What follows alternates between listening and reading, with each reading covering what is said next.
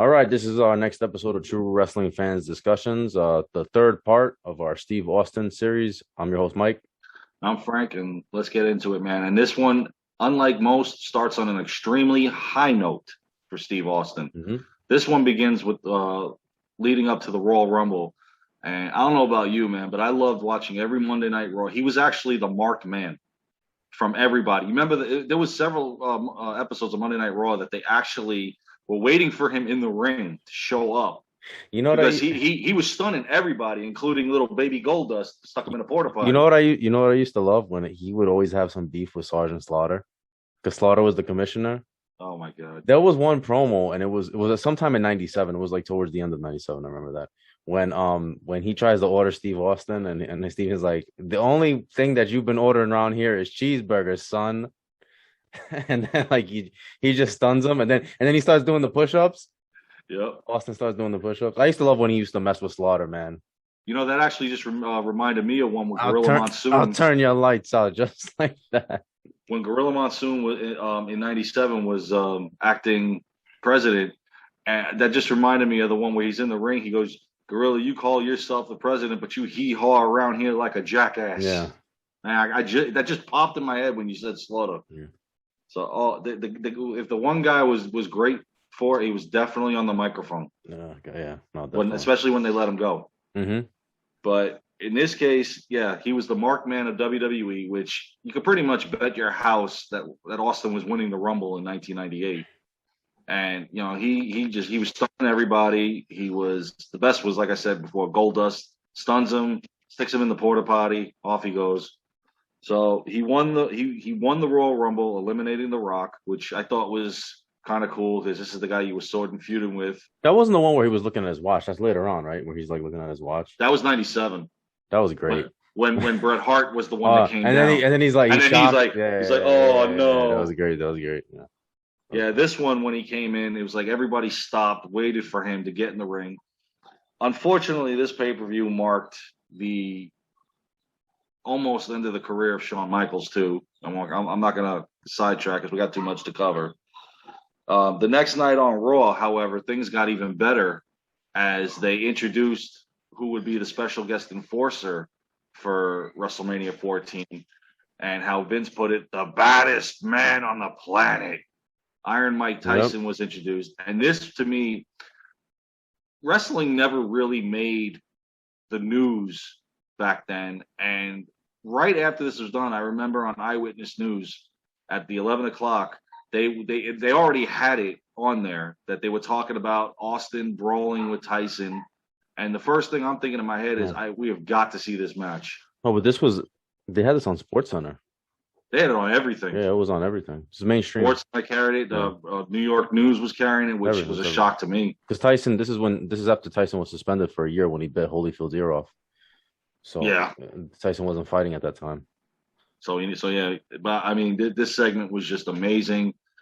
Austin McMahon's getting mad, trying to kick Austin. You ruined it. You ruined everything. Mike, I respect what you've done in the ring. I think he said something like that. And then, well, you can, what do you say? Well, you can kiss my ass. If you're having trouble, fingers. Listen to me. Right. I always carry a little sign language. So here's to you. Yep. And he's like, and then push Austin and Tyson and Austin and Tyson. Yeah. And then one of his boys got knocked unconscious because he was laying flat. Oh, yeah, it was a mess. It was a mess. You see Shane McMahon's trying to get involved in this thing, and it's just it was wild. That was something different. That was cool. The only thing is, I knew that he wasn't going to fight him though. No, yeah, it was all storyline. Well, at the heat of the moment, as a huge wrestling fan, you're like, oh, we got to see this match. Are they going to, who's but I knew, come out on top? I knew I had in my mind that Tyson was going to be like a referee or something. It was great booking, and if they could only go back to that and see what they're doing wrong now, maybe they can change things. So, and what's funny is, and Shawn Michaels tries to do his own little thing with Mike Tyson, because you remember they'd have this segment in the ring, and they're about to go toe to toe, and he rips his shirt. Now, when he grabbed him and he's trying to fit his fingers in between the shirts, I knew at that point, oh, he's got another shirt on. Let's see, gee, is it going to be a DX? Sure enough, it was a DX. And I don't know about you, but Tyson was the worst at doing the trash. It was terrible. I used to love when he used to be like, he used to call him Heartbreak. You will Heartbreak. You will Heartbreak. And then he used to call Steve Austin Cold Stone. Yeah. Yeah. Yeah. Well, no. I love Tyson, man. They weren't paying him for his English language. Let's just No. put it that way. They said that Tyson was really good to work with, that he was extremely enthusiastic, that he was a big wrestling fan, Mm-hmm. and that they didn't have any problems with him. That he was really professional and he loved being there, and they actually added extra dates because it worked so well that he was only supposed to do, I think he was only supposed to have like 3 appearances, like a Raw, something else, It was supposed to be the initial WrestleMania, one, and I think the week before, something in between, yeah. but then they added him to the They workout, added, and then they yeah. had the other segment with Shawn Because it was Michaels. over so well and he was so enthusiastic, and And when they asked him what's next, and he said WrestleMania 15, I'm thinking, what the who hell? knows? Yeah, who knows? This I remember, worked. I remember he said that, yeah. But they never brought him back. Right. Well, he went back to fighting, so yeah. he Well, his career. as long you might as well. So this led up to, we'll fast forward through No Way Out because all that was an 8-man tag team match. Well, it's worth mentioning that unfortunately, because Shawn's back was messed up, he wasn't able to, wrestle. He wasn't able to compete in it. Savio Vega took over. In between that, yeah. So it kind of like Shawn was very limited in what he could do leading up to WrestleMania, unfortunately. He was able to do the in-ring interviews and all that stuff, but he couldn't.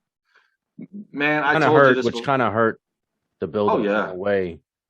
It kind of hurt but lucky they had the whole Tyson angle, so that kind of like it kind of helped it. Yeah. And then when they did the workout segment, Shawn gets hit with a battery in the head, and I'm out of here. His ego takes over, and it almost ruined the whole thing. But then he came back. Did you go there? You didn't go to that, did you? No, I didn't go either. I forgot why I didn't go. It was in New York. I'm surprised I didn't go. I think it was Wasn't it? It was Manhattan somewhere, wasn't it? Yeah, it was Midtown. Yeah, I don't know why. It was at WWE New York. Yeah, that over. No. I'm sorry, they didn't even have that at that. No, it was in Times Square. Outdoor. It was some outdoors. Yeah, I didn't go. There was no point. Yeah. Well, it was like 20,000 people there. What was I going to say? Yeah, it was. Yeah, it's a bit much. Unless you're going to have the WrestleMania match in front of me, I mean, there's no point. Now, the match itself, I've always said, is one of my all-time favorites.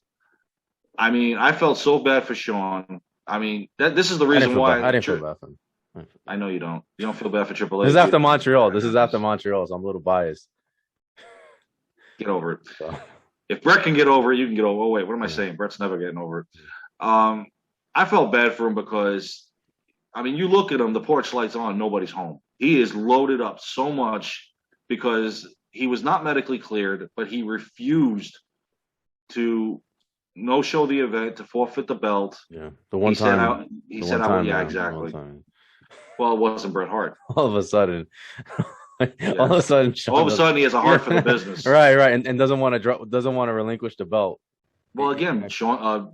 But he was friends, but he was friends with Austin, so he had a lot of respect for him. Even though going into this, there was a lot of like questions as to whether he was actually going to do business and drop the belt. Ultimately, he did drop the belt. Yeah, I think. Well, the storyline was always Shawn was going to drop the belt to Austin. And the next night, the original plan was the next night on Raw, Triple H and China were going to attack Shawn Michaels, and regardless, that was Shawn's last night in Degeneration X, and he was going to become a fan favorite. Triple H was still going to take over DX. Unfortunately, Vince told Triple H that now you have no choice but to run with this. So good luck, because he's not going to be there the next night for you to have a storyline with. And so he carried him out to the ring because he really needed the help getting out to the ring. I like the little tribute he did to Earl, who was having some, I think he had some bypass surgery, I believe, at the time. Earl Hebner. He was in the hospital. He dedicated the match to him, which isn't saying much because he lost. Shawn put it all out there. Austin came out, got a huge pop. I still to this day cannot understand how Shawn took all of those blows with the way his back was. I mean, he didn't miss a step with all those hits. And towards the end of the match, especially when he went for his signature elbow drop off the top rope, you could see it was really starting. But the famous, he tries to kick Austin. Austin blocks it. He tries to stun him. I mean, that whole thing was just awesome. Everything worked despite his injury. And then Mike Tyson does the pin. He knocks Shawn out. And it was a big reveal. It was the reveal that Shawn wasn't Tyson wasn't really with Shawn to begin with. Yeah, and then Austin gave Tyson a shirt. And I'm really he was the enforcer. He was the special enforcer. He wasn't even the referee. referee got knocked out, right? That's why Yeah. That's why Tyson goes in there. Which makes me wonder, was that 3 count valid? But of course, it was. Yeah, I know, whatever.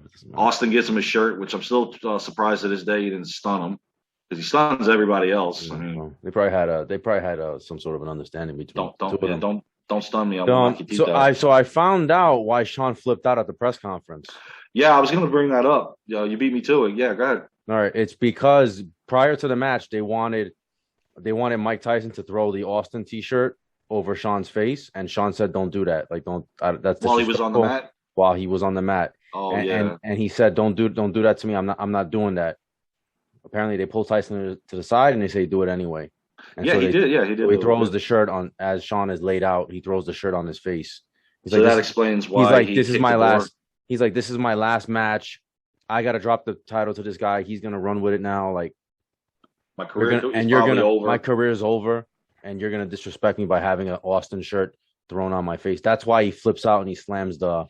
I can't blame him for that. The door like that. No, I didn't know that, and I'm like, okay, well now that actually makes sense, because I was like, why was he so pissed off? That's what it was. Well, I always thought he did that because it's his ego.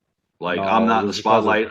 I'm not getting interviewed. Austin is. I'm pissed off. So now we know. It was because of that, and so, but Vince tries to like save it, and he's like, I want to give Shawn Michaels credit. He's not going to participate in this press conference. He's got to take care of his health. I'm paraphrasing here. But, I remember he did say something about it. But Shawn was livid. So now, if anybody wonders why that happened, that's why it happened. Well, he didn't have a smile that night. In any event, now this is now all, Triple H, DX, Shawn Michaels. They're all in the rearview mirror now. Now we're back to Austin and McMahon. Yep. Which was one of the best feuds ever. Is this when he comes out with the suit? Was it this night that he had the suit and he had the hat? That's another night that he comes out. I can't remember. No, it was this night. Yeah, he had this.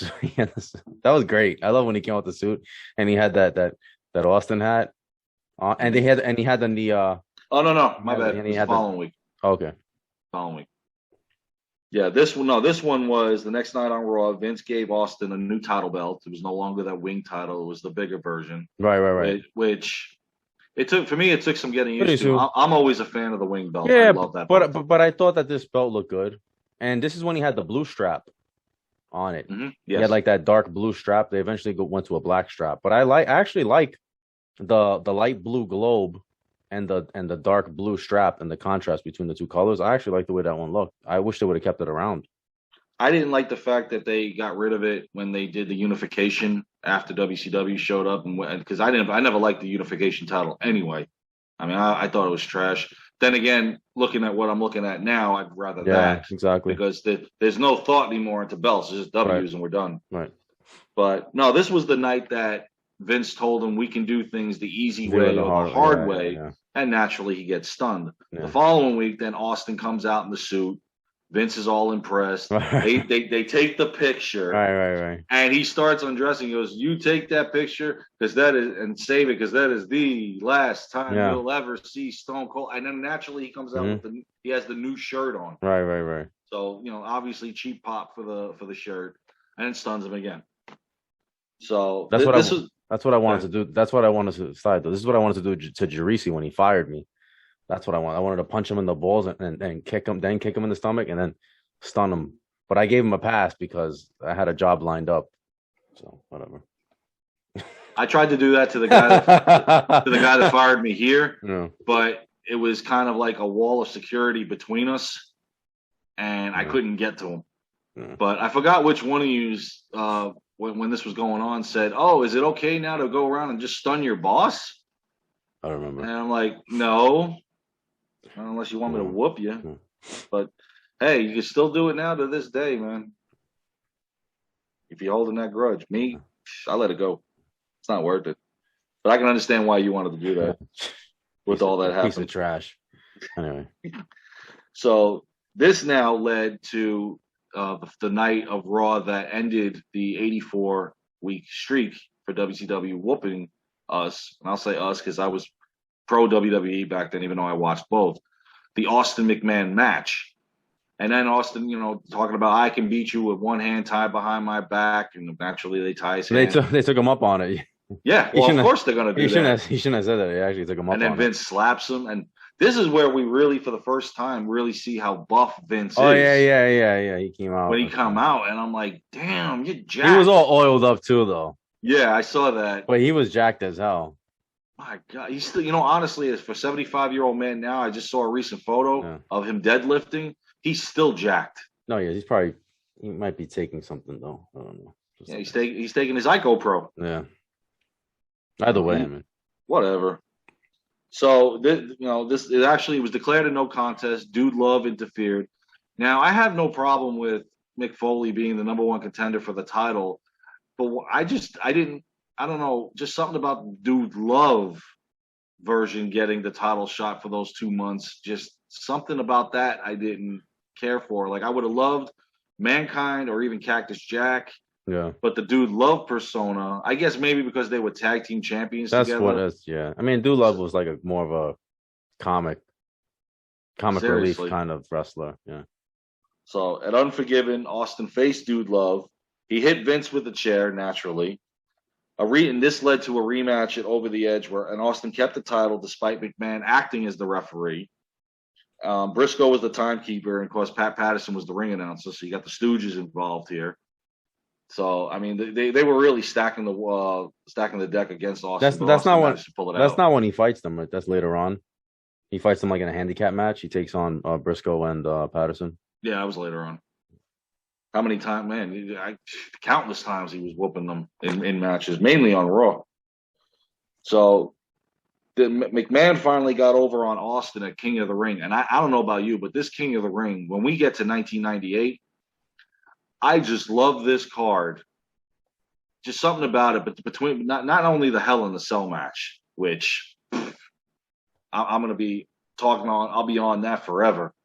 But the main event of Austin versus Kane. Now, as dominant as Kane was, as fans back then, who's the one guy that we wanted Austin to take out? And that was Kane.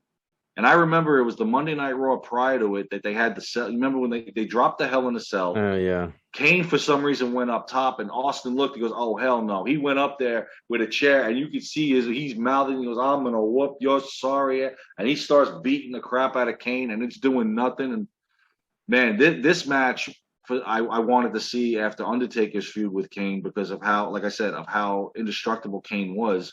Who better than Austin to take him on? This was the first blood match? Yes. Yeah, Austin lost the title to Kane first blood match after Taker accidentally hit Austin with a chair. Which, by the way, I really wish they'd bring those matches back. I just something about them. I just love it.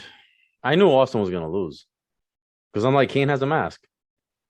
Yeah, how would you really see how you would bust him open? Yeah, even if you did. I mean, he did fight in first blood matches over his career and did lose. Yeah, I know. With the mask, no, not maskless. I'm just saying we had never seen it, so I just automatically assumed. I'm like, yeah, Austin's going to lose somehow.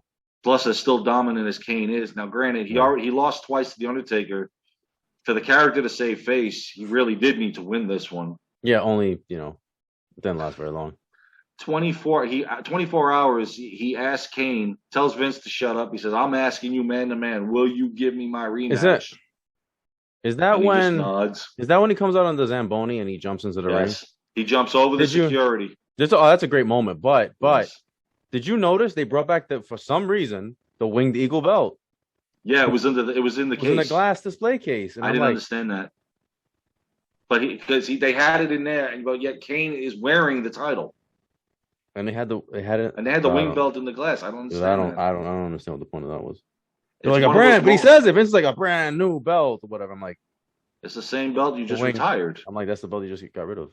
Which I wish you would have not retired, but okay. But that was great when he got on the Zamboni. I think that's when he almost kills Bruce Pritchard. I think when he's driving the Zamboni, like he couldn't see where he was going, and he almost killed Bruce Pritchard, and Bruce Pritchard had to like jump out of the way. Oh well. Yeah. Sorry for your luck, Chuck. But I mean that segment was great. That was great. Yeah. He gives the fingers to Vince and jumps over the security on the King. Yeah. That's a great moment. Yes. So and then he wins the title back that night, which as an Austin fan, I loved it. But for Kane, I mean, you're talking 24 hours, you're champion. I hated seeing Kane get his ass beat like that. Austin was stomping. Austin was stomping a mud through him, through him, and I'm like, how is this happening?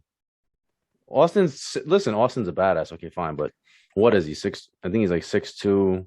6'2", yeah. And Kane is supposed to be like 6'7". No, he built him at close to 7 feet. I think he's closer to 6'9". But but either way, he's over 300 pounds, and they're portraying him as an ultimate badass too. And then can't be beat. Austin is just stomping a mud hole through him, and I didn't like seeing that. I'm like, come on, man. I thought for a brief second that it could have killed the character, or because you lost twice to the Undertaker. I mean, now you lost. I actually thought it would. It didn't, but I remember watching this and I was like, oh, they just it weakened it a little bit, but not much because people still enjoyed the Kane character. People let it go because it was Austin. Exactly. That's why they let it go. So, and now this all led to through SummerSlam, Highway to Hell. Austin retained the title against The Undertaker. This is where The Undertaker, you don't know if he's good. Well, then again, you don't know if anybody's good or heel because it's pretty much everybody is it's almost like it's neutral at this point. But you can kind of tell that Taker was leaning towards becoming a heel again, and it eventually, goes to the corporate ministry. But this match was pretty good. It was at Madison Square Garden. I missed out on my opportunity to go there because I tried to get the tickets and they were sold out in an hour again. Yeah, wrestling was on fire. I couldn't get tickets either. Man, it was just too. At that point, it had gotten so popular that it was. I mean, I was able to get to the house shows, which those were just as good as the pay-per-views. But this one, I really wanted to be live for not only the Triple H Rock ladder match, but especially for Austin Undertaker. That was Ventura. Ventura was there, right? He was the special guest referee. 99. Oh, it was a year later. Yeah. I don't know. Because it was in Minneapolis. Okay. He was the governor. And that was the whole, Triple H, I'm not counting your 3 count and whatnot. Okay. All right. So it was good to see him back to that one. Though. Highway to Hell. They played that song, I remember. Mm-hmm. It was a good build-up. Yes, it was. They, like you said, wrestling was the hottest thing. Everything was clicking at this point, and the ratings were flip-flopping, but you could see where the turn was coming. I just couldn't. I couldn't see Austin beating Undertaker and Kane though. I was like, "How's he gonna?" Without a partner too, he's doing this on his own. Yeah, I was like, "It's not adding up, man." It's Austin. I know it. Yeah, but it's not Hogan. I mean, Hogan was supernatural. It's not Lex Luger either. So Austin's not the next or not the no. New. I'm just him. Yeah, I'm just saying this. But so. And funny you said that because now this led to going to breakdown. It was Austin versus Undertaker and Kane, and both men. This is where both men pinned Austin. You remember Kane and Taker were both on him, so this vacated the title. Which leading up to where the title eventually went, I could see. Okay, fine, this made sense. Especially when we get to Survivor Series in a minute, I'll talk about it if nobody knows what I'm talking about. It made sense what they did. I thought it was funny that the both of them pinned them. So I'm thinking while I'm watching, okay, are both of them champions or what are we doing here? And I mean, they should just cancel out it should be a no contest. Yeah, or just start it back up again. Austin retains the title, no contest. Yeah, well, we can go on about a lot of botched title matches. I can bring up SummerSlam 90 again with Demolition, but I'm not going to. Oh wait, I just did. At Judgment Day, Vince made it. It was Taker versus Kane with Austin as the special guest referee. And this one was funny because Austin refused to count for either man, and Vince fired Austin. Yeah, now, I remember that story. I got so nervous because, again, as a fan, internet's just starting on the rise, so you're not really getting the story, the info like we're getting now. I really thought, oh my God, did he just fire him? What did he just do? But realistically, it was I knew it was transition into his new contract. I knew he wasn't gonna fire. Well, the night that he came out in the camouflage and he had the gun, Bang 316, that was the night of the new contract taking over. So that's why they did the storyline. I mean, for a split second, I thought they did. When I saw him come out on Monday Night Raw, I was like, oh, okay, cool. Again, we didn't get the information like we do now, so you're not sure. Okay, did Vince really do this? Vince isn't, Vince is capable of doing anything. We've seen that. Yeah, but Austin was good. They were beating WCW, or they were now. This was right. And Austin was the hottest thing in the entire wrestling industry. So I knew there was no way that they got rid of him. Not at that point. I had more Austin shirts at this point than Yeah. regular clothes. I mean, it's just unbelievable. I think I still do. So now, like I had just mentioned, Austin kidnapped Vince with the toy gun, with the scroll that read Bang 316. Austin actually was re-signed by Shane. This was the whole storyline of Shane supposedly going up against his father, but realistically he wasn't. Yeah. Um, Swerve. this now led to Survivor Series where they had the tournament. Deadly Games. Yep. I thought the tournament was good. Again, you and I have always said we love tournaments. I just thought it was funny that Big Boss Man not only loses once, but loses twice, and neither match added up to like 3 minutes. I mean, it was so bad. Not to mention the Steven Regal, the manly man, was in this tournament. So, I mean, you had that part of it. But they had already, didn't they already? Yeah, they had already brought back Boss Man, because doesn't Boss Man attack Austin yeah. And he was in the tournament too. So didn't he cost him a match or something? He does something. I remember when they first bring him back, and it's like, oh, it's the Boss Man. He's all dressed in black, like a SWAT team uniform. Yeah, I know he cost him a match on Monday Night Raw. I didn't understand why he was even in the main event picture. I'm like, Boss Man was never a main eventer. Now all of a sudden he's in the main event picture. Why? Salvage his career at least. I mean, I'm glad they brought him back because he was there now. He stuck around for another. No, but he's a mid card. I mean, he's a mid carder though. I mean, but he never got a main event spot. Two times I believe he did. That's what I'm saying. Yeah. WrestleMania 15 didn't make sense when the Undertaker fought the Boss Man. That to me didn't make sense. Right. And number two, when Big Show defended the title against Boss Man, but they weren't the main event that night. And doesn't matter. Don't ask me what it was. When we get to that pay-per-view, I'll cover it. Yeah, I don't want to get too sidetracked, but it doesn't matter. He was for the belt, wasn't it? It was for the title. Against Big Show, yes. Yeah, okay. Well, there you go. It was at December '99's pay-per-view. I don't want to get into all this, but yeah. The main event of that pay-per-view, I just got in my head, was Triple H versus Vince. Yeah. So the undercard was that. So I guess it really didn't matter who Big Show defended it against. I mean, it was a god-awful storyline anyway, with the whole his father's dying, and he's taking away the casket. Big Show's he's on top of the casket. Oh my God, that was brutal. That was as bad as the Kennel from Hell match. Yeah, it was bad. With Boss Man. But yeah, I don't understand why he was in those two main event spots. And anyway, in any event, Austin lost in the semifinals of the WWE title tournament at Survivor Series when Shane double-crossed Austin. He was supposed to count to 3, and then he gave him the middle finger. Right. Now, this is also the pay-per-view where Mankind thinks he's being groomed to be the champion. He's wrestling in a tuxedo. He's shaved under the mask. And this is where now the Nation of Domination is gone.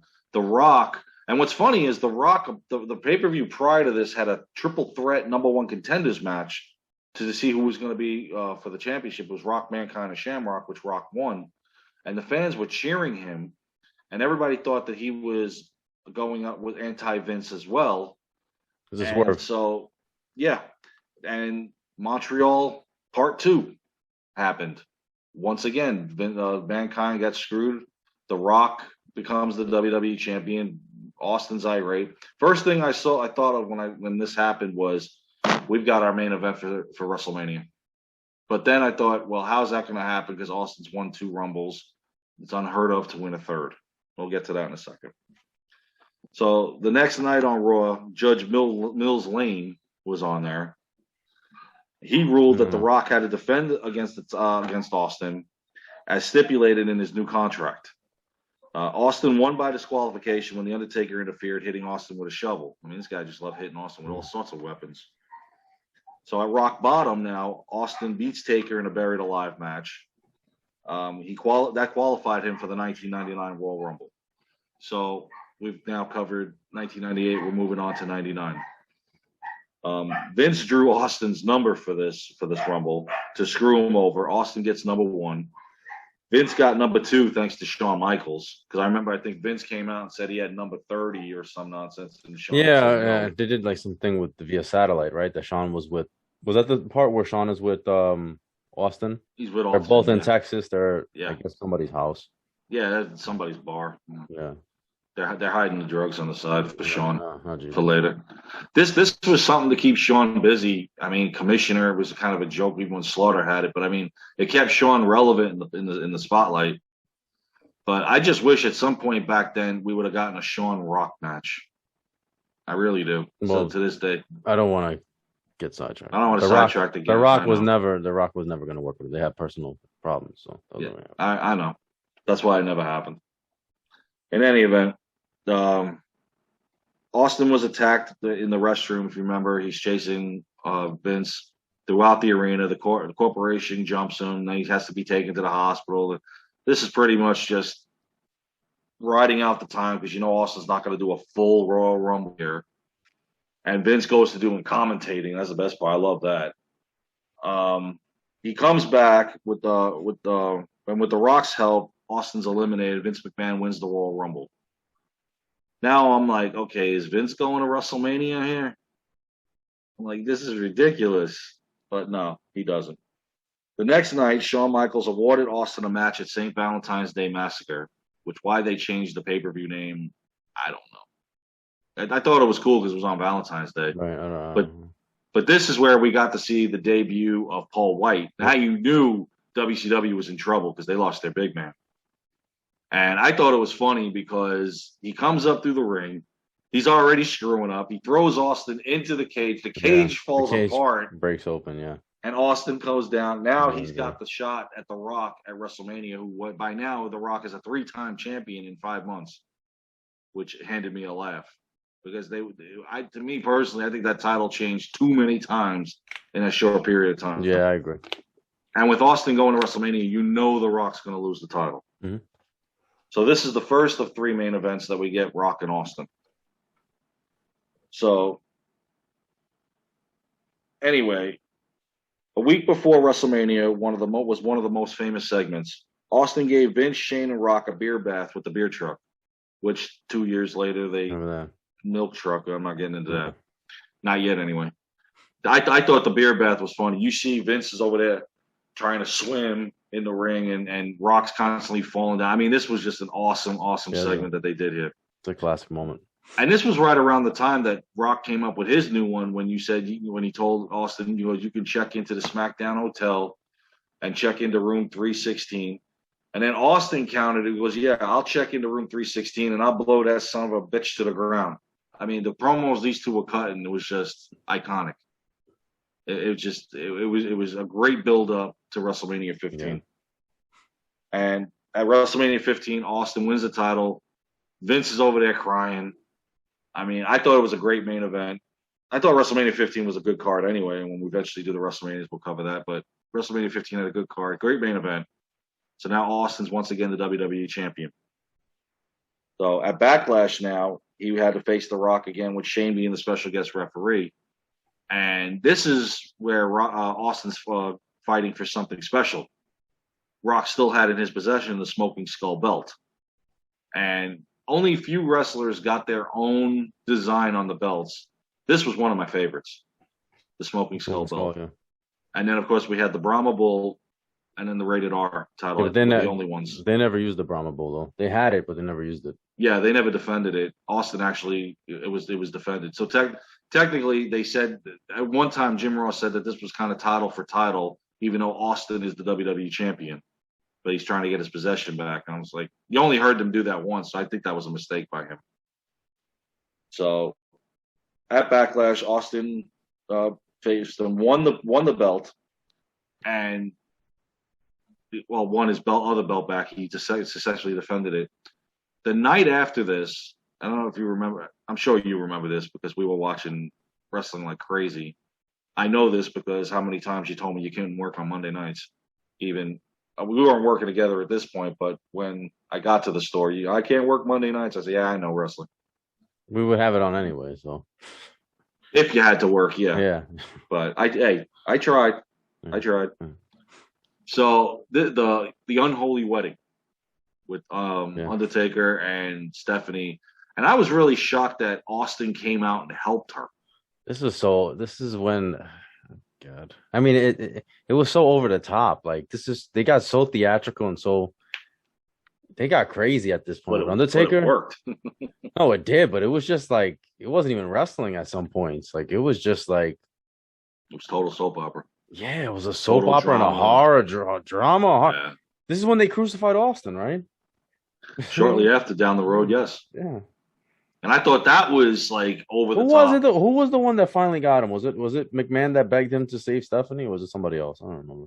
No, it was I believe it was Vince. It was Vince, right? Yeah, and he did it.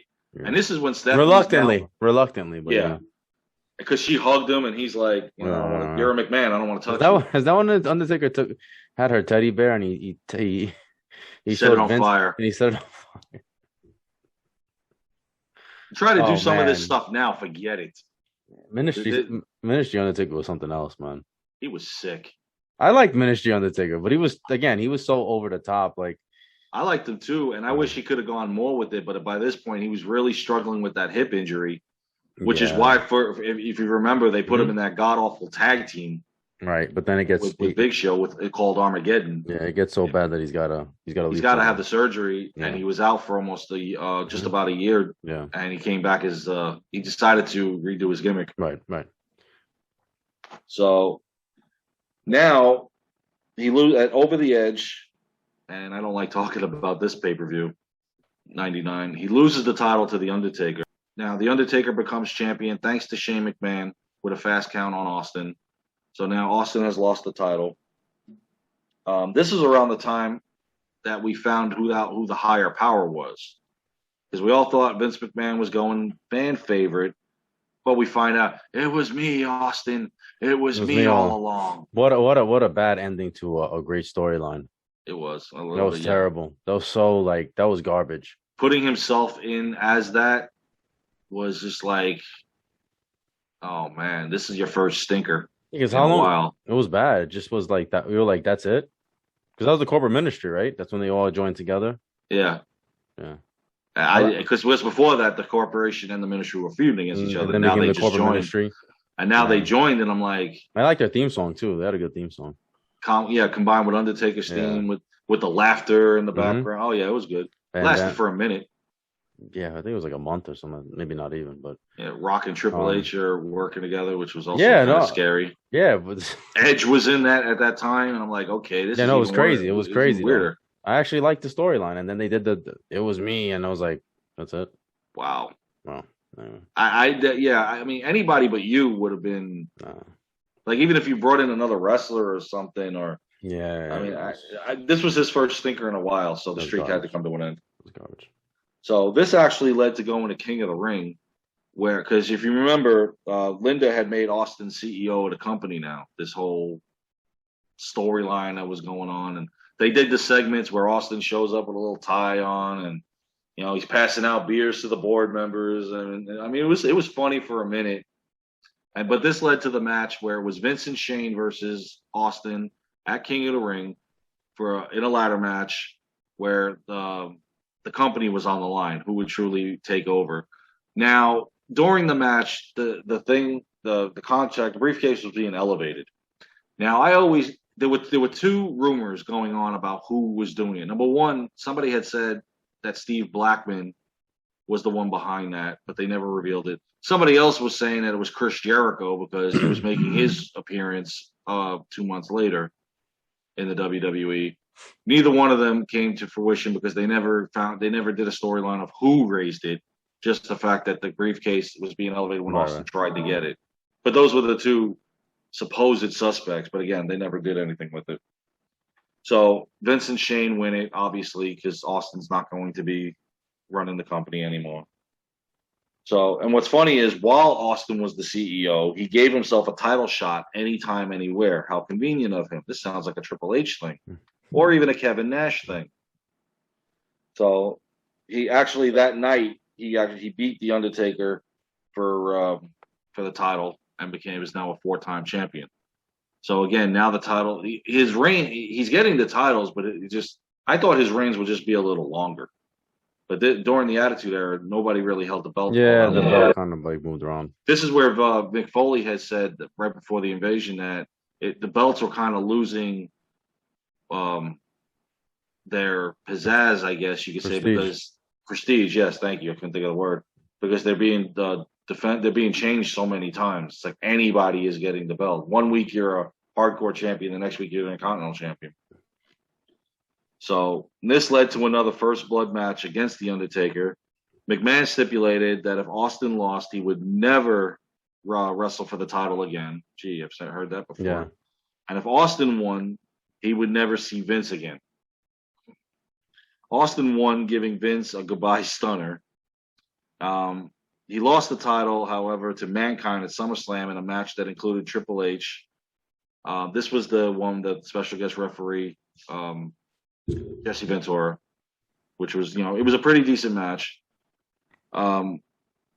Rock hit Austin with a sledgehammer instead of Triple H, which is why Austin lost the title.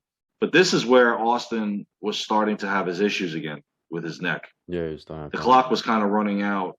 Now, remember, he with everything he was diagnosed with 2 years prior, he wasn't out a whole long time for it to rest. And now he's on a very frivolous schedule where he's the top guy. He's got to make all the dates, everything, all the wrestling matches. It started taking its toll on him.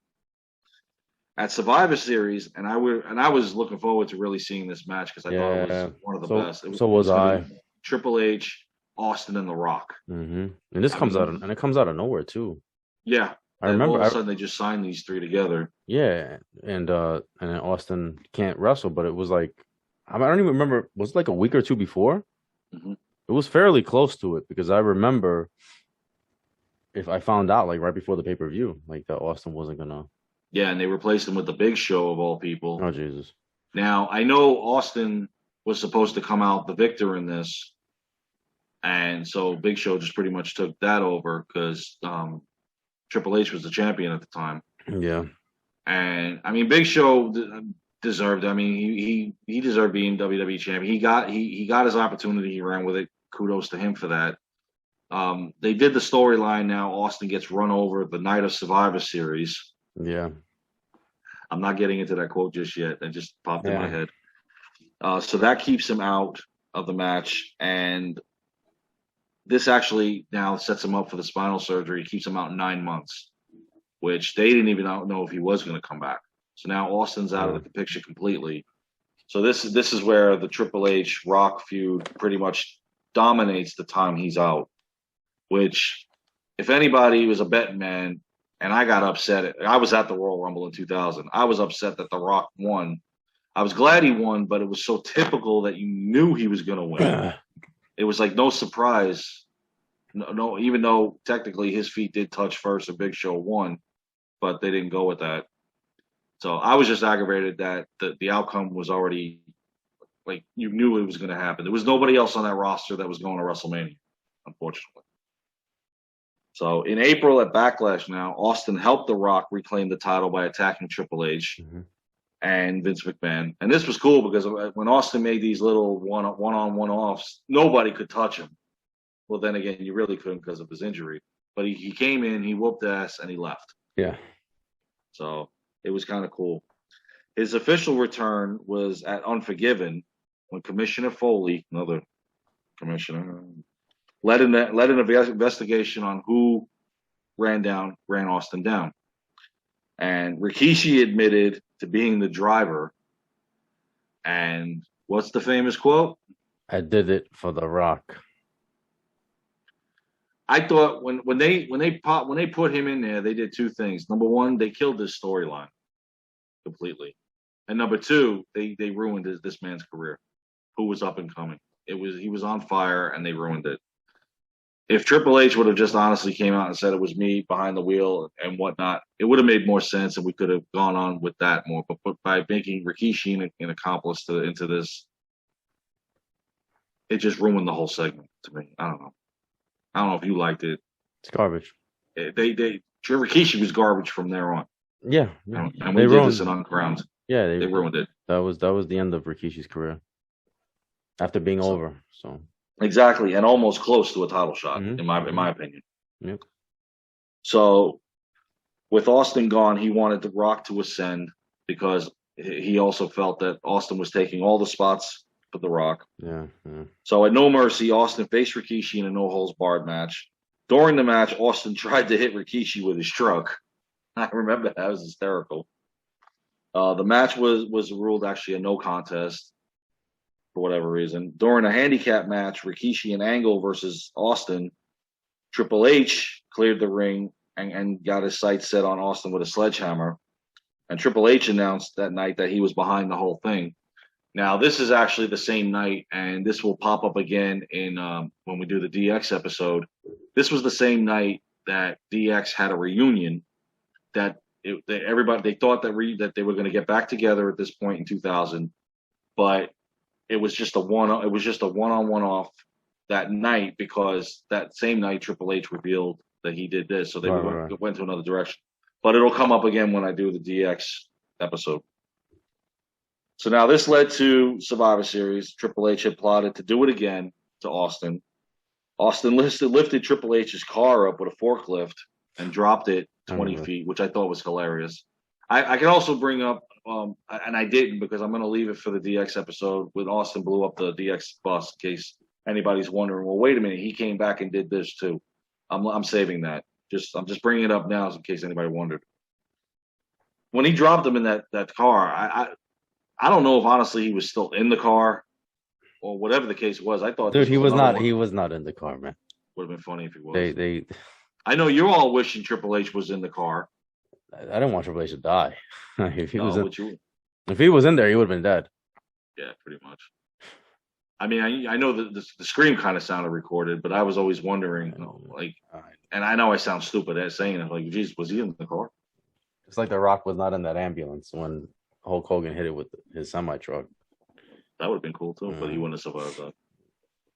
So, but this is another over-the-top segment that Vince did. By this point now, the ratings are at 6.0 to 3. I mean, they're just totally killing it at this point. So this leads us into 2001. And this was a good year for Austin, but also a shock to millions of fans. I'll get that to in a minute. Austin set the record. He won his third Royal Rumble, which he kind of figured he was, because at this point, he's saying, I want what was mine. He wants his WWE title. The only thing I didn't like right now was his new entrance theme. American Psycho? Was that the American Psycho? I believe so. They changed his theme a lot in 2001, but this was the one he came back with. And I always loved the original. I didn't know why they changed it. I didn't do that. This kind of led to me wondering, are they going to make him a heel? But I mean, he's already a heel being a babyface, so that, we'll get to that in a minute. At No Way Out now, Austin faced Triple H in a 3 Stages of Hell match. And these matches were cool. He lost 2 matches to 1. The first match, stage 1, was a regular singles match. Okay, Austin got that one. Stage 2 was a street fight. Triple H won that one. And stage 3 was the steel cage match that Triple H also won. Austin's wife, Deborah, now was at this point, now that it's been established that Austin's going to face The Rock at WrestleMania 17. She was assigned by Vince McMahon to be The Rock's manager. I don't know why they incorporated Deborah into that feud. I don't either. That was stupid. That was the only bad thing about this whole thing. The setup to this was really good. There was no reason to have her involved in that feud. That was a stupid idea. It was dumb. It was. And then The Rock told him, I'm not responsible for what happens to her. Right. Now, if she gets hurt, that's on her. She's your wife, not mine. Yeah, that was dumb. I mean, again, the whole setup to this, and especially the song for WrestleMania 17, just everything was perfect. For My Way or the Highway was My Way or the Highway. My Way or the Highway, yeah. And they were there that night. That's one of the greatest promos of all time. With that song, and they show the feud between the two of them. I just love when the music cuts out and it's just him singing just one, and then that was the infamous tapping of the beers, and then Austin gets his hit even harder. Yeah. And then as the music hits, they start beating the crap out of each other. And they did like an interview with them. Didn't they do it? Like, was it Jim Ross? Yeah, that's the one. That's the one where he told them about Deborah. Like, I'm not responsible for her. Yeah. And he said, I don't care about Deborah. I'm here for one thing. I want my belt back. And it was babyface versus babyface for the title. They hadn't done that since Warrior, I guess. Warrior Hogan, I think. At least at WrestleMania hadn't been done. Bret and Shawn. That's true. They were both baby faces, even though I mean every so often during that match, one of them was trying to be the heel. But it was baby. It was a rarity, but when they did it, it was huge. It is. It was. And again, these two are having a rematch from 2 years prior. And you had the two top guys in the company. going head to head had a really good feel. We probably would have seen it the year before had Austin not gotten hurt. They probably would have done it the year before, I would imagine. I would have liked it, but because what we got at WrestleMania 16 was a stinker. Fatal 4-way match. It just it was garbage. We probably would have seen it. We got it eventually. Yeah. That whole card for WrestleMania 17 was stacked. Well, it's widely considered the best WrestleMania of all time. If not one of the best, it's widely considered the best. I mean, even the Triple H Undertaker match was great. Yeah, the one you had Motorhead there, you had Limp Bizkit there. I mean, even the gimmick battle royal was something to laugh at. I mean, it was just it was funny. It was action packed. Yeah, the WCW crackheads up there. The only thing that I say that was a negative between those two going at it was the fact that it was in Texas, Austin's home court. So it was the crowd was heavily towards Austin. Had it been they were booing Rock. Had it been somewhere neutral, the crowd I think would have been 50-50. It would have been like Hogan Warrior. Yeah, but because it was in Texas, you had heavily at the famous Astrodome. Mm-hmm. So, a friend of mine was there. If you ever go back and watch it, he had his sign. He was like 7 rows back. It said Andrew up there. Yeah. So lucky dog. And I was a huge rock. I was a huge rock fan. Mm-hmm. Huge. As for me, were, I don't get me wrong. I liked Austin. I look back and I appreciate Austin more now than I appreciated him back then. For whatever, because I was such a huge rock fan. Like my favorite wrestlers of all time, it goes Hogan, Bret Hart, Warrior, Rock. Mm-hmm. No, that's cool. I got Austin and Shawn in there too, with Hogan and Bret and a few others, Undertaker. So I mean, yeah, definitely. Yeah, those are my favorite wrestlers. So the only thing that ruined this night, and I remember this. I wasn't home watching this. I was at a friend of ours, and I'm sure he watches these, Anthony Gallione. I was at his house watching this, and when Vince McMahon came down, the night that Austin broke every wrestling fan's heart, when he turned heel and I don't remember if it was a hug or a handshake or both, when Vince turned to the dark side. And I'm like, no, I'm not sorry, Vince, Austin. And I'm like, no, tell me this isn't true. Do you know that Austin was going to call an audible and he was going to stun Vince instead? And at the last minute, he decided, no, I'm going to go forward with this heel thing. He had the final say in that. That fell on Austin. He had the final say. Well, because that honestly could have killed him or could have been huge. This is considered one of the worst heel turns in the history of the business because it did not work. And we'll see later on how the fans they still didn't boo him. They still cheered for him. Even when he acted like an imbecile. And we'll get to those segments in a minute. I didn't like this. I don't know how you felt. I hated this. I was in shock all night. I left his house still saying, I can't believe this. Yeah, I didn't like and I went to work the next day. I was at the 18th Avenue store at this time. And the store manager there was also, he got there before me. And when he opened the door, he saw the look on my face, and he's like, "I know." I didn't like it. This was a huge thing. It just didn't make any sense. He felt his character was getting a little stale, so he wanted to do something different. So you almost kill your character? That was bad. This is not the first time this year that he almost kills his character. I just don't understand how. And we'll get to that. How do you screw up? Right, it doesn't work, and then you screw up again. In the same year. Exactly. So, in the same year. Yeah. And the fans, by the end of the year, still cheered him, and he came out as if 2001 didn't happen. Right, like it never happened. Like the fans were still, because any other wrestler pulls this once, it's over. You pull it twice. Terrible. You're definitely over. But he admits it now. He admits it now that it was a mistake. Which one? Both? One or both? Both of them. I don't know which one was worse. But specifically this one. Yeah, I don't know which one was worse. This one was worse because it was the first one, and then the other one when he turns and goes with the Alliance. Yeah, that was bad, but was garbage. But this was the worst one because it was the first. Yeah, one. It just I don't know. This was the first time he turned heel since 1997. Only when he was a heel back then, people still loved it. But this night, they were in shock and pissed off. But again, like you said, they were still kind of cheering him. Over the next few months now, because even the next night he fought Rock again, and this is where The Rock was pretty much in storyline banished, but in real life he was filming. I believe it's The Mummy Returns. Yeah, was part 2. Yeah, because now he's getting ready even to go on and do Scorpion King and all that nonsense. The one with the really bad CGI. Yes, seriously. So over the next few months now, Austin changed his character considerably. He became a whiny prima donna. That was terrible. But they still cheered for him. Yes, who complained and also developed an infatuation with Vince. The nonstop hugging. I did this for you, Vince. We don't communicate. Oh my God. I would say the only good thing that came out of this was we got to see Austin's comedic side. That was it. Oh, when he had the guitar and the guitar, he was the sheriff. Crack horn. We got to see the comedic side. Outside of that, this was terrible. Remember, he beats up Jim Ross. Yeah, I do remember that. He beat up JR, but they were still cheering for him though. I did like. Well, this is later on. I don't want to jump ahead. So I don't know. It was. Remember when he called? I did have one. I don't remember when it happens. It might be during the invasion. I can't remember. I liked when he beat up Taz when he was calling out Booker T.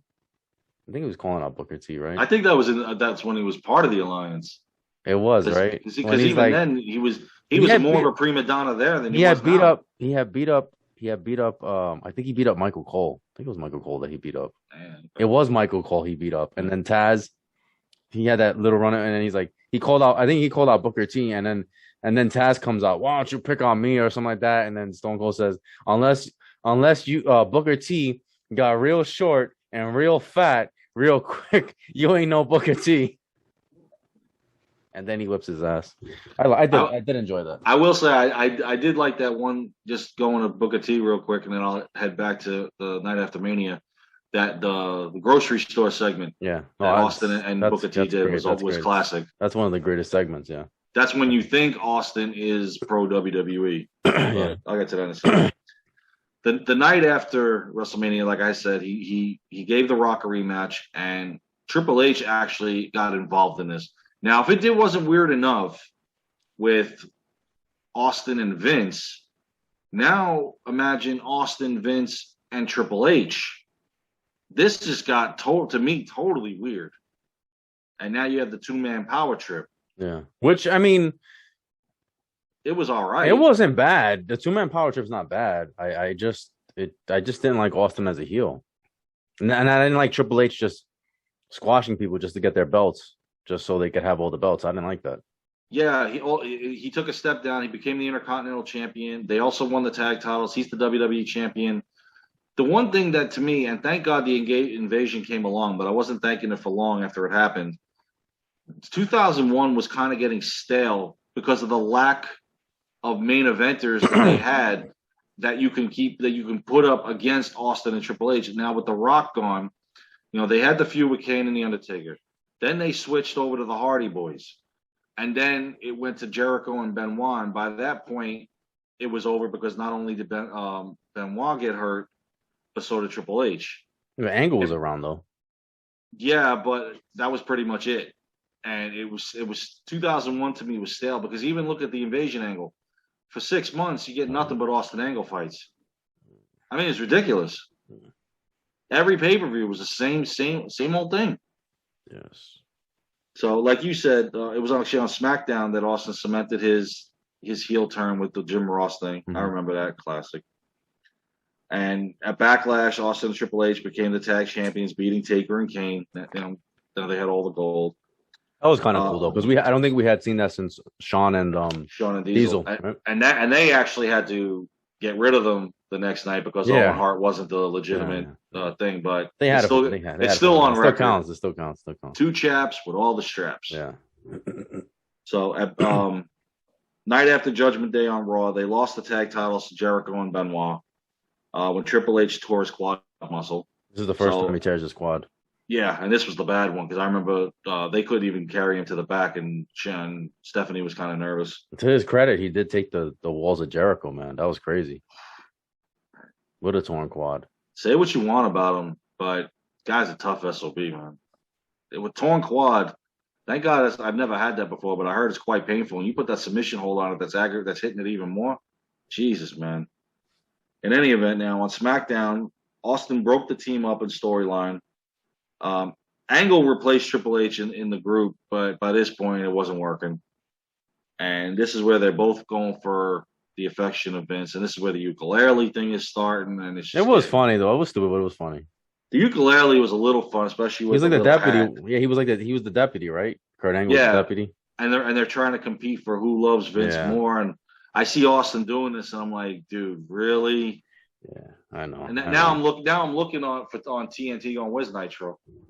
And I need a break from this. Oh yeah, I forgot he bought them. In any event, at the King of the Ring, Austin kept the title by defeating Jericho and Benoit in a triple threat match, despite Booker T's interference. Austin did suffer a back injury from Booker T when he was put through the announce table, but it wasn't nothing that he would lose any time over. You know, typical Booker T. I'm so excited to be here. Let me ruin your top guy. Okay, so this leads us up to the invasion. Now, during this whole thing, Vince McMahon was saying that he needs the old Steve Austin back. He doesn't need the guy that bringing him hugs and flowers and all this garbage. And was it on SmackDown? It was on. It was on SmackDown. The bar segment. I don't know if no. I think that was Raw. That was Raw. But I believe it was on SmackDown where he's trying to get Austin to help him. And Austin just kind of like walks out. This is the only good part of the invasion. The only good part of the invasion was Monday Night Raw. Was Austin when he's at the bar and he's with Deborah playing pool, and then he gets pissed off, and she's like, "Steve, no!" I think she says, "No, don't go, whatever." And remember, Freddie Blassie gives the speech to all the wrestlers. I love that speech. That was awesome. Yeah. I need the old. That was awesome. And Vince had told him I need the old Stone Cold back. So he shows up at Monday Night Raw in his truck. Now there's fights everywhere. They try to jump all the WCW, DCW trash. Remember they tried to jump him backstage. Oh, they tried to jump him at his truck. Yeah. And he still had the pool. Now, mind you, he still had the pool stick in his hand. Yeah, he's got that in his hand. They tried to jump him because he broke it, doesn't he? Doesn't he break it in the bar? I think, and he walks out. He smashes it over the pool table and walks out. And then Deborah's like, "No." So he walks in. He sees a bunch of pieces of trash. Yep. I mean, none of these guys are worth a damn. Chavo and Chuck Palumbo and Hugh Morris and whatever. Because I know Edge was getting beat down there, and then Austin's just beating all everybody. Everybody's getting a beat down from him, and the ring is filled with like 20, 30 guys. That his music hits, and the house went nuts. He comes out and literally everybody gets a stunner. Jim Ross is going crazy. The whole place is going on. Now all of a sudden, Taker, Kane, and Jericho, they're all getting the momentum. Austin stuns Taz, stuns Dreamer, stuns Kidman, stuns the Dudleys. Just kept on going. You're right. This was the only good moment of the invasion. That was it. And Austin was redeemed. He's a babyface again. We're like, oh, this is great. I remember I was fired up. I'm like, this is one of the greatest moments I've ever seen. And then the invasion happened. Now it was Austin, Angle, Jericho, Taker, and Kane, 5 badasses that you could possibly ask for, against Booker T. Not taking anything away from these guys but we've already discussed what the invasion should have looked like, at least for this night, especially. Booker T, Diamond Dallas Page, Rhino, and the Dudley Boys. And Austin turns on WWE during that night and joins the Alliance. And now we've got the second stinker of 2001. How do you? I just don't know how you do not learn from the mistake that you just made a few months ago. You do it again.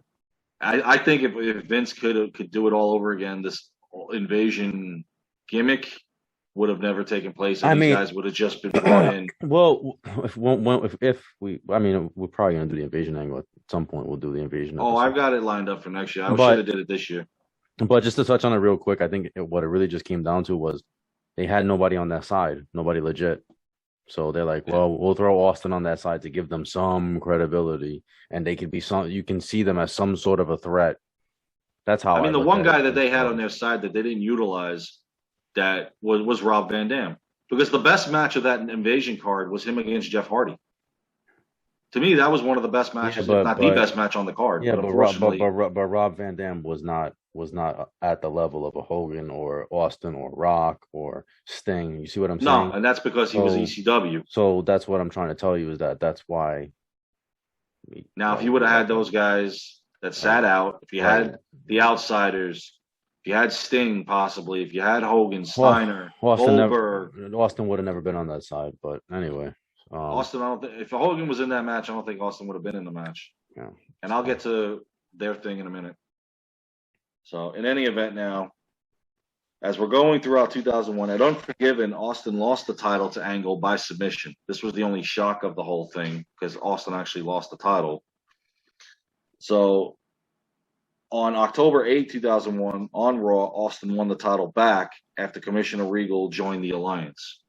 I did like when Austin he had all the WCW guys in the ring, and then he had Hugh Morris there, and he just is like berating him, and he's like, "Look at ya, you're pathetic." That's where, and this is where the what? Yeah, that's when the what. This is where the what came in now. Yeah. The famous what. This is the only the only other good thing. What's your name? I think it says, "What's your name?" Hugh. Yep. What? And I remember one of the pay-per-views. Rob Van Dam was like going up against, don't worry. He tells because it's Austin, Van Dam, and Angle. He goes, "Don't worry, dude, bro. I got you back. And if anything, I have my opportunity of becoming champion." Yeah. And that's when Austin's like, "What?" Does the what? It's been so long. The what came from a conversation with Jericho, right? That he left an answer. He left was it a voicemail? Yeah. On his answering machine, and he was like, "What?" And the fans kind of that's where it and he ends up doing it in the ring. He did it on the phone, and I think Jericho, and I could be getting this wrong. It's so many years. Jericho had something to do with it. I think Jericho said, "Oh, that was funny. You should do that in the ring," or something like that. It came from a conversation, and he still 20 years later, with Austin's not even there, and they're still doing it. I think Austin said he actually regrets coming up with what though, because people do it too much, and it ruins other people's promos. Yeah, because now they're literally doing it on everybody's for the last 20 years. And it does get a little annoying because the problem is if they pause during their promo, they're automatically going to do the what. You got to if you keep on going, you'll be fine. But yeah, if somebody pauses, what? Yeah. So in any event, at No Mercy, Austin. This is where Austin and Angle and RVD fought. And that's where he won. And I loved it because he's like, "I'll help you keep your belt. And if not, I have my opportunity to get it." He goes, "I'm RVD." Yeah. And I was kind of hoping RVD kind of went over to WWE because too many people would change his side. Too many belts. I mean, one week you're a champion of this, next week you're champion of that. Yeah. I couldn't keep track anymore. And that's where Foley said there's too many. It's discrediting this whole thing. Garbage. Just the whole thing it's bad. It's all bad. So, and what's even worse is on October 29th, 2001, on Raw, Angle joined the alliance. Makes it even worse. Now, during this whole thing, Jericho, the one good thing came out of this. Jericho did become world champion before December. He did beat The Rock for the title, and Rock got it back. Does Angle does he join the alliance right after the milk truck? Was that right after the milk truck thing? He joins the alliance. Mm-hmm. Yeah, the milk truck was during the summer. I don't know. And what was I going to say? Angle also won the world title in a house show from The Rock. They were all going back. It was all back and forth. It was hard to keep track of. But the one good thing that came out of it was for a brief second before Jericho did what he did, he was the world champion. They acknowledged him as it even before this happened. So even though the titles were changing hands, that was one of them that I was actually proud of. Unfortunately, he didn't keep it long, at least not yet. No longer than when he beat Triple H. Yeah. At Survivor Series now, thank God, it was winner take all. I remember Yeah, this. because now they I remember Finally, they wanted this angle to go finally. they wanted this to go carry over for the following year. And when they realized they couldn't do that because it's pure crap, that's why Vince was like, a Survivor Series, we've got to end this. We gotta, yeah. Thanks. So he does unification title matches, an immunity battle royal, all this nonsense. Yeah. Now at Survivor Series, it was Austin, Angle, Shane McMahon. Why I don't know. RVD and Booker T. This isn't any better than the first 5-on-5 against now The Rock, a guy that he's feuding with technically, Chris Jericho, Kane, Taker, and Big Show. So again, it really hasn't gotten any better. No. Team WWE won when Angle turned on the Alliance, which I knew somebody was going to turn. I was kind of hoping it was Austin, but now Angle did it. But the fans really didn't care because he's not the one that they're looking for. No, we just we kind of wanted this to be done and over with at this point. Yeah, and Vince is all happy he won. Of course you're gonna win. It's your company. I mean, we're not stupid. Thank God the gimmick's over. We can go back to normal storylines and normal wrestling. You just got to fit these guys in somehow. That's just pretty much it. So now at Vengeance, they decided, since all the other titles were unified, they're now going to unify the World Heavyweight title, the WCW title, and the WWE title. So they had 4 guys. They had Jericho, Rock, Austin, and Angle. And this was a famous night. Now, it's a funny, quickly, Jericho to this day does not want to be referred to as Y2J anymore, but yet he will tell this same damn story every time. I'm the guy that beat Austin and Rock at the same time, but you don't want to acknowledge Y2J, bro. But you want to tell this story. He is. Okay. He beat The Rock and Austin the same night. It's a phenomenal thing. This will be the 20th anniversary of that. So you know, if you tune into AEW, and God only knows why would you, he'll probably mention something to that effect come the end of this year, if they're even still around, which they probably will be. I don't know. I don't watch it. So at Vengeance, the titles were unified as Jericho beat both Rock and Austin to become the champion. Immediately after losing the title, Austin began a feud with Booker T. Now this is where they started. It's the beginning of the end. It is. This is where it starts coming down. Yep.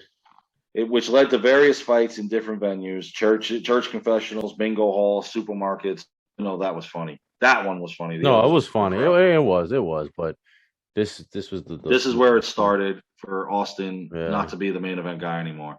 Even though he did get a title shot at No Way Out against Jericho, you knew he wasn't going to win it. And to be quite honest, you didn't know if he was ever going to be at that mountain again, which I don't know why Vince would do this to him, considering he's the guy that got that him and the Undertaker pretty much bailed you out when you were struggling the most. Mm-hmm. So I don't understand why he did this to him. Mm-hmm.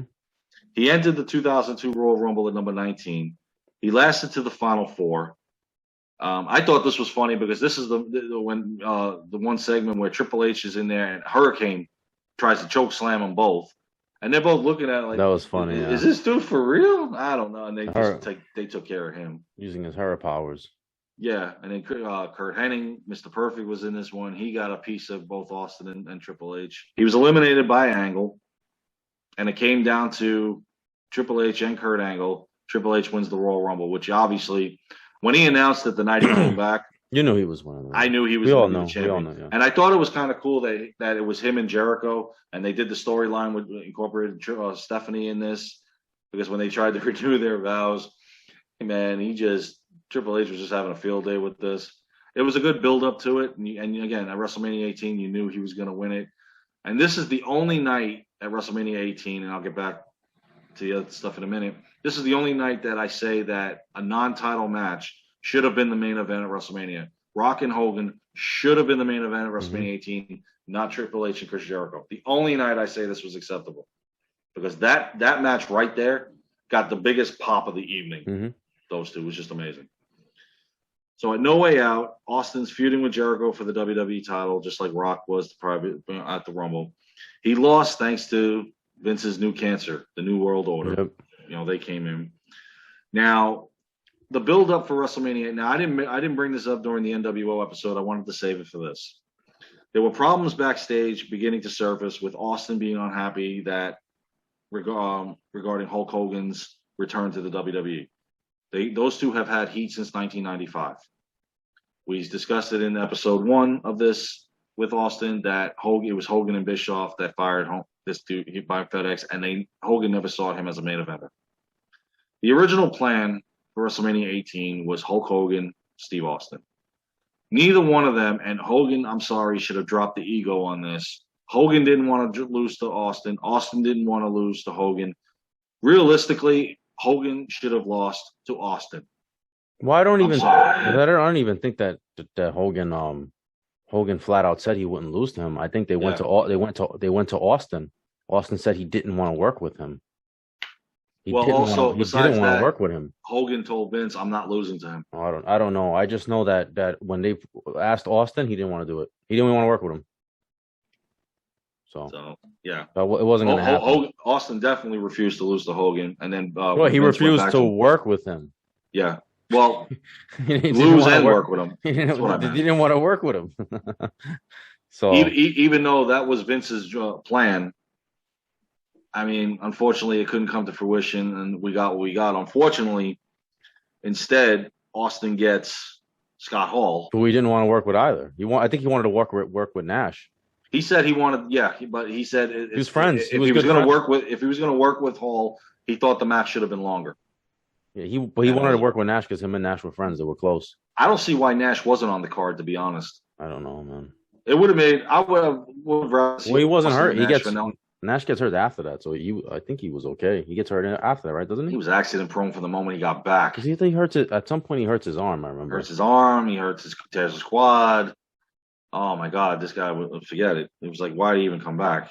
Yeah, he didn't know. So in any event, now he gets Scott Hall at WrestleMania. He wanted the match to be longer. It was only 7 minutes. I think we had, I believe it was. It was what it was, and then Rock beats Hogan. It was a stinker though. But what a fall from grace, man! Because at this point, yeah, really, you have him like in a mid card match. Yeah, seriously, on this one. And Austin was getting beat up by the NWO prior to that. The cinder block to the knee. Yeah, it was just one garbage segment after another, and Austin wasn't enjoying it this time. And he was. Yeah. Now Austin did, however, he no-showed the next night on Raw after Mania without the company's consent. He claimed it was due to exhaustion. He returned on April 1st, 2002 on Raw, and he signed with Raw because remember they were doing now the draft. Certain guys were allowed to sign with Austin. I think it was Austin and Rock that got their choice of who they wanted to. Now, Austin lost the number 1 contendership match at Backlash against The Undertaker, with the special guest referee being Ric Flair. So they were trying to start a storyline there that he wasn't happy with. At Judgment Day, he beat Big Show and Flair in a handicap match, but by this point now, he's really down low on the card. Austin's next feud now was supposed to be Eddie Guerrero while prepping for a feud with Brock Lesnar. Right. Now, he said his only problem with the Brock Lesnar thing was it wasn't an issue about losing to him, is that he thought this should have been a pay-per-view match. Yeah. Because this is a blockbuster match, and I agree with him. You know, instead of doing this on a Monday Night Raw, they should have did this on pay-per-view. That was one thing that pissed him off and why the match never happened. And also the feud with Eddie Guerrero, he didn't want to do. And by this point, he was fed up. So that's because Ric Flair was actually put into this when Austin left. He walked out of WWE. Ric Flair assumed the feud with Eddie Guerrero instead. Because it was supposed to be the King. They want him to do the King of the Ring qualifying match with. I mean, think about that with Brock Lesnar, a King of the Ring qualifying match on Monday Night Raw is going to get squashed. Yeah, Stone Cold Steve Austin. Exactly. Like, are you kidding me? Like, and the only storyline thing they did was Austin was at a bar when Eddie Guerrero approached him, and that's where that had started. Yeah, that was going to lead into that. But they were just going to throw Steve Austin they were going to feed him to Lesnar on a meaningless King of the Ring qualifying match on Monday Night Raw, and he said, "The hell with this." He tried to talk to them too, but then I guess Vince was adamant about no, like you're going to do this. And so he didn't have the issue with losing to him. No, he said let's make some money. The issue was yes, exactly. Let's do this on a pay per view. Let's do this right. Let's build. Let's do this on the pay per view. Let's make some money out of this. That's disrespectful. If I lose, I lose. It is. It is. But it's not the first. It's really not the first time that I was surprised that Vince did this because you got to think about it. Like Austin has turned down working with people before. Like he did it. He did it to Jarrett. He refused to work Yes. with Jeff Jarrett. He refused to work with Mark Merrow. Yes. So why are you surprised? Now, granted, this is Brock Lesnar, and you could see the talent, and he's up and coming. But if you present the storyline to Austin that makes no sense, he's not going to do it. He's just Exactly. not. And he's earned the right. And he's earned the At this right. point, yes. How much money did Steve? Now, granted, I'm sure that Austin became a multimillionaire because of Vince in the WWE. That's fine. Oh, definitely. But how much money did this guy make Vince McMahon? Like, Not to mention, like I said before, he saved him. Yes. In the invasion, in the Monday Night Wars. Not only that, the characters the Monday Night him. Wars. Yeah, the when they were dying, Austin that match with Vince beat them to end Austin that put the streak. company on his back and ran with it, and it was. And you can't even like give this guy like at least a pay-per-view match. You're giving him a returning Eddie Guerrero, which in 2002 Eddie Guerrero, I could see Austin's argument. Later on, Eddie Guerrero, if that's what he had, an 04 Eddie Guerrero, I'd say things would be different. But at this point now, he's third, fourth on the pay-per-view, if that. I mean, he's gone from main eventing WrestleMania to feuding with Ric Flair, Big Show, squashed by Lesnar, like we just said, and then Eddie Guerrero. I can understand. I can see his frustration because at this point, if he stayed, was he even going to be a title contender anymore? And I don't think not from the looks of it. No, not from the looks of it. No. And Vince did him wrong. So what out of his frustration, he left. He walked now out. what made it even worse now is not only did Vince McMahon come out and belittle him and bash him on Raw, but Jim Ross did it, and they brought The Rock over from SmackDown. I can't believe The Rock. I can't believe The Rock did that because him and The Rock were good friends. I was very surprised that The Rock said Stone Cold Steve Austin can take his ball and go home. I was just going to ask which one of those three stooges said that line. It was The Rock. Yeah, I didn't know. I didn't understand this because he walked out in his frustration, and wrestlers have done this. Vince is petty. That's the problem. You literally just any credibility Austin had. You just you ruined it. He's petty. Vince just made no sense. It really didn't. Yeah. This was on June 10th, 2002 on Raw. Like I said, McMahon, Ross, and The Rock. And I don't understand Jim Ross getting into this. Well, Jim Ross is just, following orders. Yeah. The Rock, I felt like he had enough juice to say, I'm not doing it. That I would imagine. And you bring him from another show to do this. Yeah. He wasn't even on that show. Wow. Like you became the king of the mountain. You don't need the man that helped you anymore. That's just Vince. It goes to show you. And look what happened with Brett. We're not gonna get it. But I'm just think about it. I mean, okay, along the same. There's a history. There's a history with this guy. I get it. So. In any event, now he's gone for several months. Business is going on as usual. Just sits home. Sits home collecting his check. Well, no, he wasn't even getting paid. Well, for a little bit he was, and then they because he wasn't wrestling. But you got to give him a little bit of credit though. He stuck to his guns and he said, out of principle, I don't care about the money. And he just left. Look at what if he would have stayed. Just look at how bad he would have looked, to where there was no coming back from it, and it's like a 2.0 version of a legend. I mean, there's a lot going on. His health was deteriorating, and I think that it was just a combination. He was just like, I can't do this anymore. I'm done. Even though I do agree in 2002 he could have had one more run, because look at 2002. Everybody, literally, that belt was changing more times than in the Attitude Era. Everybody wanted to be the undisputed champion. I mean, we went months where it was a new one every time. Went from Jericho, Triple H, Hogan, Taker, Rock, Lesnar. I mean, why couldn't Austin have been in that part? Yeah. I don't know. Now, in 2003, he was having deep regret over the situation that led him to his departure. He felt that there was no build-up to Mania with Hall, like I said before, and the match lasted only 7 minutes. Again, I mentioned that already.